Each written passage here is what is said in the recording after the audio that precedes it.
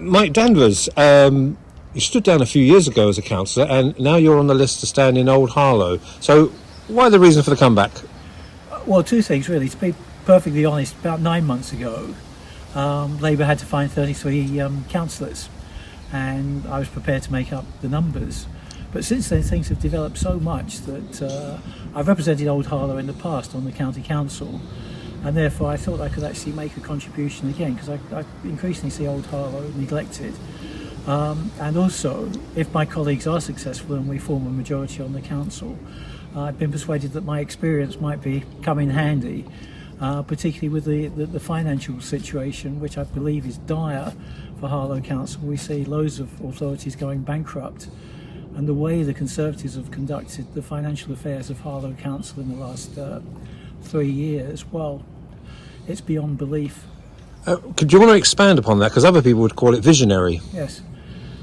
Well, it's almost like a bull in the china shop. They've spent the reserves as if there was no tomorrow. They've borrowed money that, with interest rates zooming up, the amount of debt that Harlow Council must now be in unnecessarily. Who on earth invests now in retail?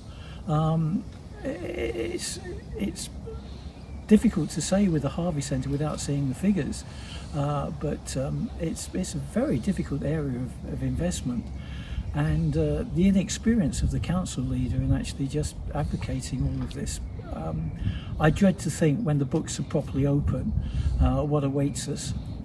But that seems to be now a tug of war, an ideological battle. Labour are talking about the 10.4 million black hole. Yes. Tories saying there isn't one. Yes. And can that only be proven beyond May the 2nd if Labour get in? Yeah.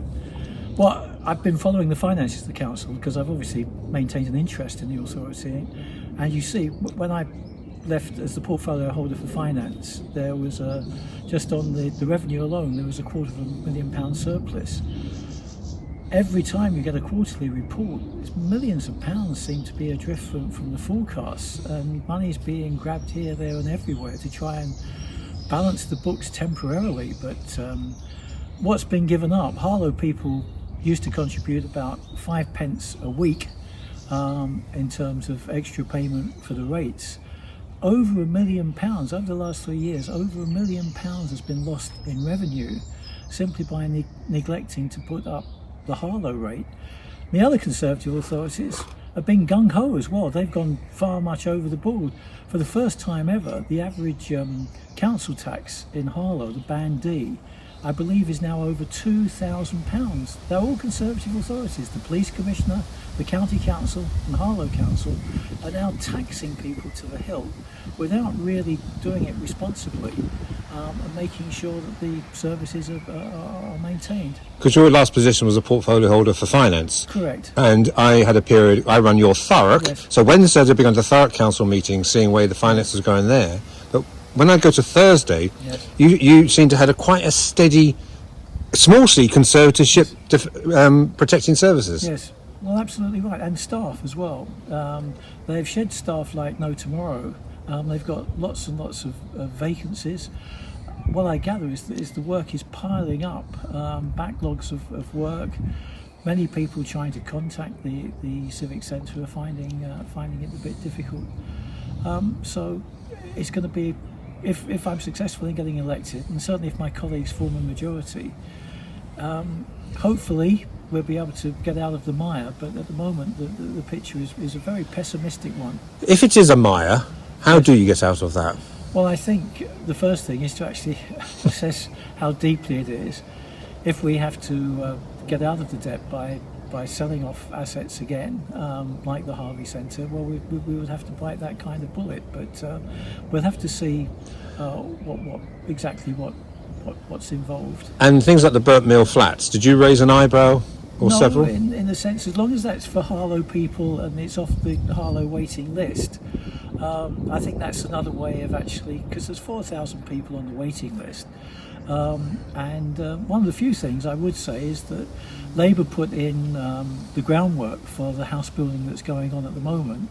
And I certainly, I appreciate the Tories are actually doing quite a good job in actually promoting additional house building. It's probably, to me, the most, for a local authority like Harlow, the most important thing. Decent housing for Harlow people, decent rented accommodation. Very, very important indeed. But you're confident, win or lose, that if Yes. Labour get in, Chris Vince Yes. and his team can run a positive, proactive council? Oh yeah, well at the end of the day, you know what Chris is like. He's very, very positive in that particular sense, and it's just to protect the discretionary services that we need to maintain that. From a local perspective, I'd just like to spend a few moments on Old Harlow, because once again I think the Conservative councillors locally have taken the eye off the ball really. If you look at the High Street, for instance, Harlow Council could actually relay the paved area of the High Street. For elderly people shopping in the High Street, I suppose I include myself in this now, is that the pavements are uneven, there's lots of broken pavements. That used to be a civic winning centre, and it's really been badly neglected. The roundabout at Gildon Way, I think needs to, during non-busy times, people actually held up. It's almost entrapping people in Churchgate Street and the Gildon Estate, Gildon Park, from actually getting out easily.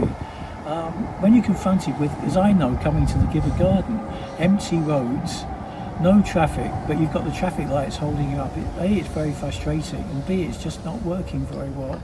And you mentioned in Gildon Park, Yes. Harlow was built on community infrastructure. Yes. It is almost the antithesis Yes. of Gibbard's plan, isn't it? What was promised was with obviously Pickles, the Conservative minister, said he was wearing a judicial hat, but now it's there. People deserve a fair deal, and at the end of the day, the developers have not provided the community centre, the clubhouse that they promised. Harlow Council made them instate the allotments, which are just being developed, and some of the planting there. But the local community there have got together very well. There's the WhatsApp group there. They're quite a powerful little pressure group there. But you still celebrate, one of the things, Mike, as a veteran, Yes. you must have been first elected in the 70s. Yes. You still celebrate local democracy, local representation. Yes. It's vitally important, isn't it? Absolutely, yes. Yeah, I've got a strong relationship with Old Harlow myself. I lived in Jocelyn's for a short time. It represented the area on the county council, and now I'm very involved with this place, the Gibbard Garden, and the local community actually use this quite a lot. We're just about to, that's why I've had to invite you here, because we're just about to open for Wednesday. We're open on, I get a plug in, we're open on Wednesdays and Sunday afternoons from 2 o'clock to 6 o'clock. And I allow all other parties to plug the Gibbard Garden in. It's just a balance and a representation of the people's act. Mike Danvers, thank you very much.